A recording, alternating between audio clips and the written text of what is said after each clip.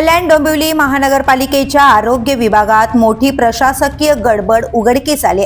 राष्ट्रीय आरोग्य अभियानांतर्गत प्राप्त झालेला निधी वेळेत खर्च न केल्याने तब्बल 4 लाख रुपयांची रक्कम शासनाकडे परत गेली आहे।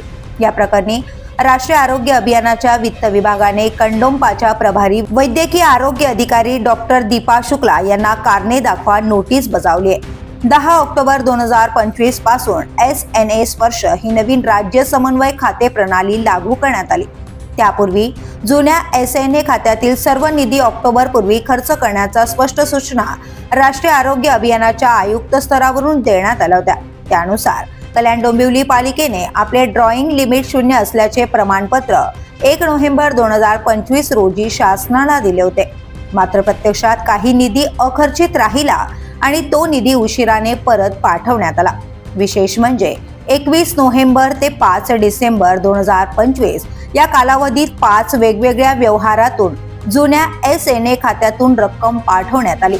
ही बाब आर्थिक आणि प्रशासकीय दृष्टीने गंभीर असल्याने राष्ट्रीय आरोग्य अभियानाचे वित्त व सेवा विभाग संचालक लक्ष्मण पाटील यांनी डॉक्टर दीपा शुक्ला यांना कारणे दाखवा नोटीस बजावली असून खुलासा न केल्यास प्रशासकीय कारवाईचा इशाराही देण्यात आलाय।